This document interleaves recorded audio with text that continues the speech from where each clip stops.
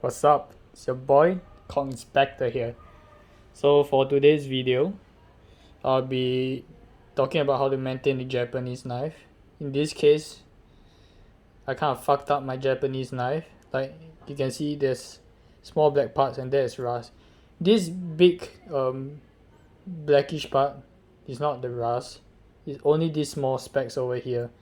And in this video, I'm not really going to show how to sharpen it, but how to get rid of the rust and smoothen the edge back to normal. So as you can see, it's still really sharp. It's gonna cut with ease, really easily. But the thing is that it's rusty and no one wants to use a rusty knife. So I'm going to show you how to get rid of the rust.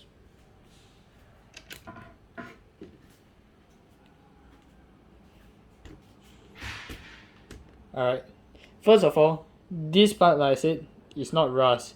It's actually this thing called patina. So this is a blue steel knife. It's a carbon steel and it actually accumulates rust really easily. So this thing called a patina is grown to protect the steel and to reduce the chance of rust happening. But for some reason I fucked up and probably like there were some water stains on some water drops on the knife before I kept it. So now I'm going to show you how to remove it. So all you need is this sponge. It's a really soft wool sponge. Do not use this is too rough. And you will need sieve, right?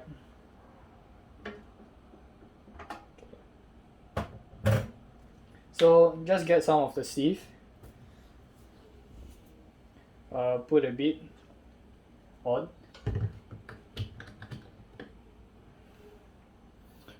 put some white stuff and rub it real good at the edge of the knife, not too hard, just enough, and make sure the edge of your knife is on the flat surface so you do not cut yourself and you do not destroy the edge of the knife.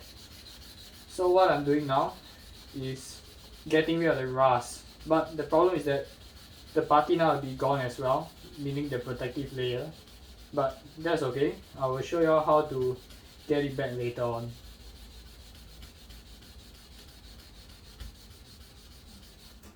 So as you can see, this is the part that I scrub off, so there's no patina and rust, and this is the part where there's still patina left, so I'm just going to remove it completely.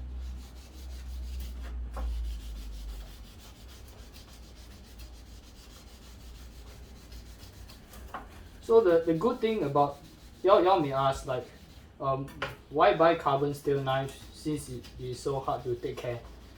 Well, carbon steel knives generally are very hard steel, so they chip easily, but the thing is that since they are so hard, they can also be sharpened to real extremes. It can become razor sharp, so you can shave off hair, that kind of sharpness. And also it's so sharp that you probably only have to sharpen it once every 3 months, and you only have to use a 1000 grit whetstone or maybe even the 3000 grit whetstone just to maintain the sharpness. Alright, so you see for this side, all the patinas off. Now I'm going to do the same for the other side.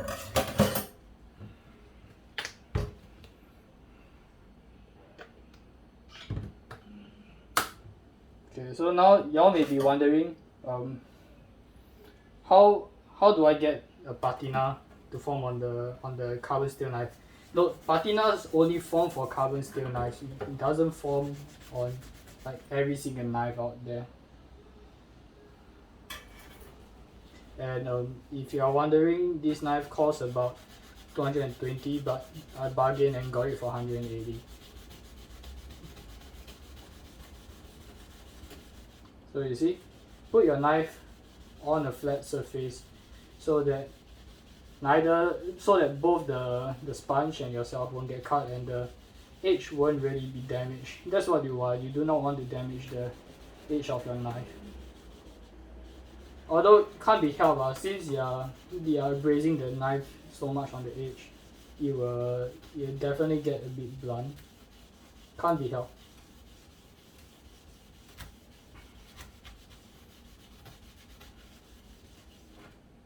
Alright. So now all the patina and rust has been removed from this knife.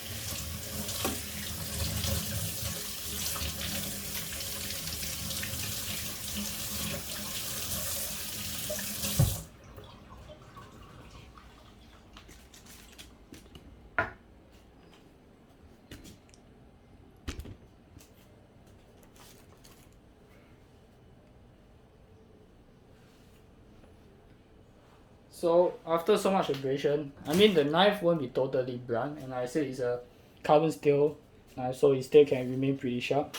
So it still cuts through pretty well, but I'm going to show you how to sharpen a Japanese knife.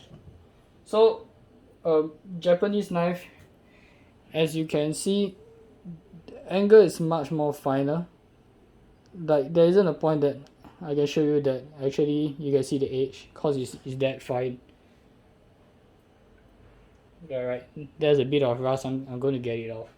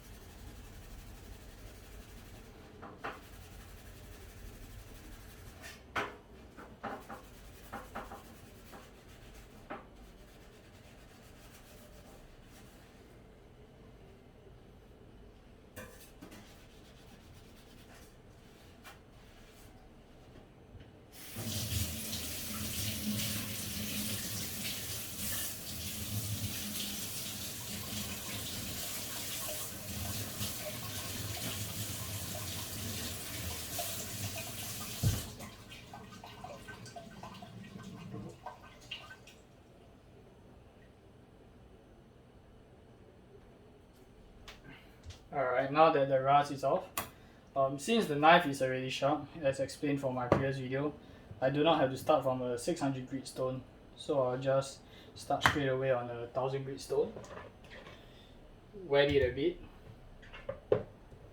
and for Japanese knife, since the angle is so acute, you don't really want to like start it so high like a western knife. You probably just want to really just press it down just up a little bit like that, and that's all you need. You just need that really low angle, cause Japanese knives are really thin generally, unless you're using a deba. Deba is basically like a Japanese version of a Chinese cleaver used for chopping bones. So one time this side,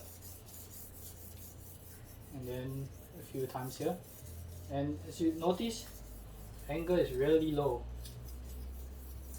and I'm still following the shape of the knife because you want the rocking motion when you cut your vegetables, I mean. So I feel a bit of burr coming out here.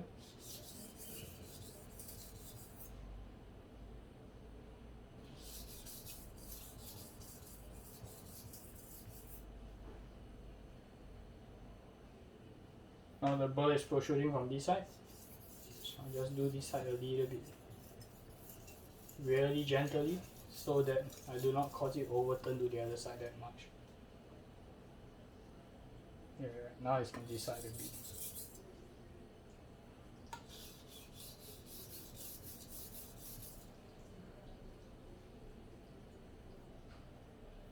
Now it's on this side. Japanese knives are really delicate, so unless you're using a deba, you don't normally want to use it to cut bones as they chip pretty easily.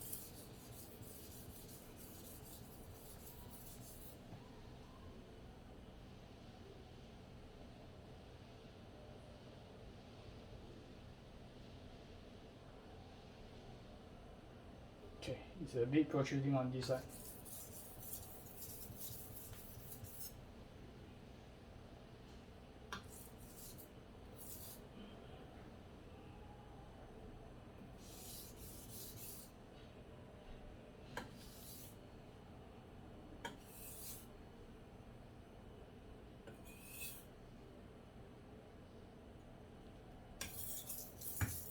Okay, now I feel both sides are pretty even. bites really well onto the fingernail. Also cuts through really easily, even though it's wet. So now I will move on to the 3000 grit.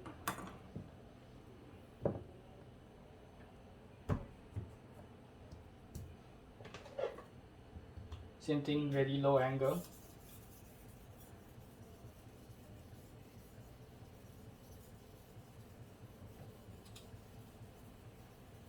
This knife is kind of small. You see, the entire blade is just about the size of the stone. It's one of my favorites. It's very handy, and I feel the heaviness is just right for me. It's pretty light. Some people may not really like it, but for me, cause no strength, so it's my type.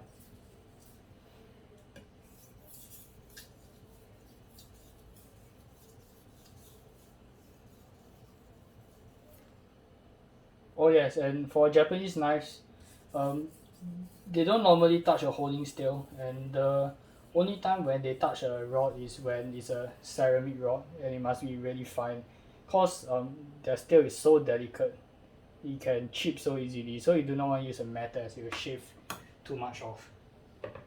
I'm just going up the grit slowly, like in my previous video. Now will be the 5000 grit.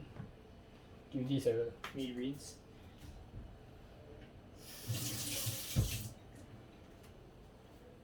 Here, some water on my knife so the stone is wet. I'm just going to polish it at a really acute level.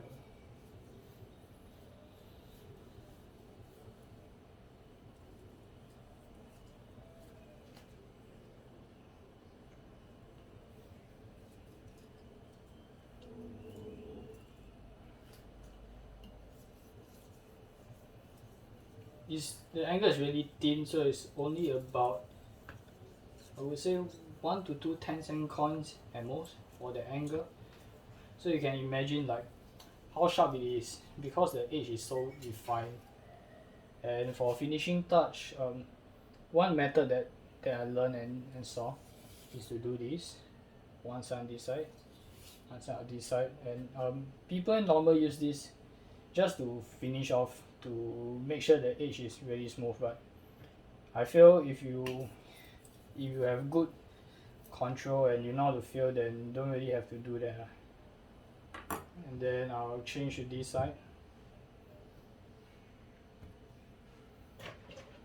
Wet it a little bit. The acute angle again.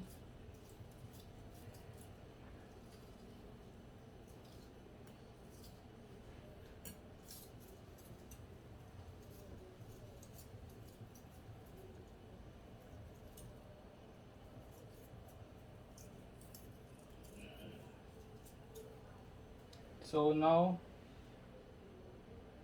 okay, I just do be on this side as I feel like there's a little bit of burr.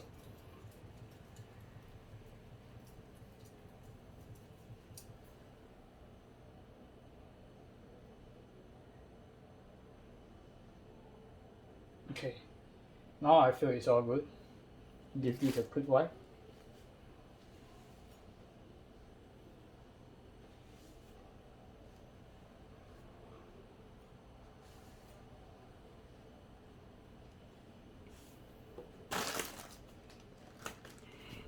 Fingernail test, almost at 90. Sticks there. See? If I push down, it will cut into my nail.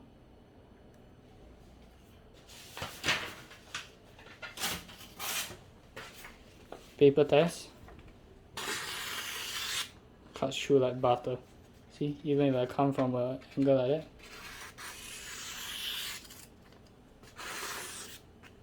Cuts through like butter.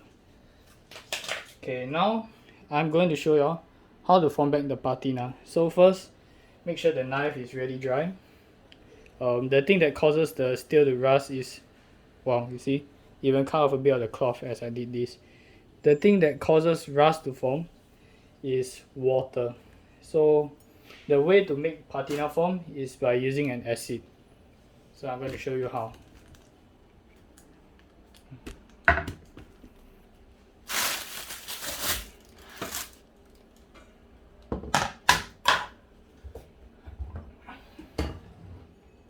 So what I have right here is some vinegar, and we know that vinegar is very acidic, so it's going to help form the patina.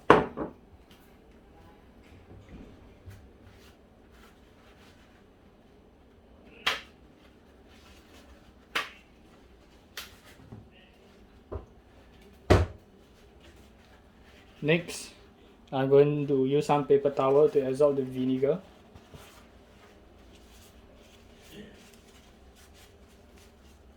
So if I do this, and I pour some vinegar onto this paper towel, it absorbs the vinegar, and later I can use it to wrap around the knife.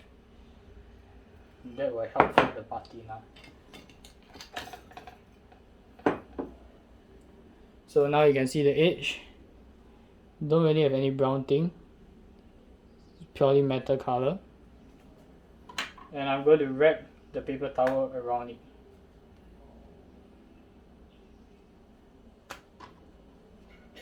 So like this. Make sure the edge of the knife is touching the paper towel. And in a while, like in about 30 minutes to an hour, you'll see that the patina has formed, and that's the protective film that prevents the knife from oxidizing.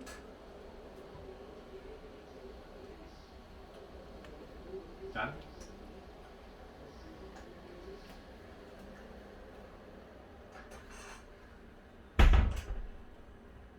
Right. So I'm going to leave this for about half an hour, and later I will take picture and upload to the class WhatsApp group so they can see how the finished product looks like.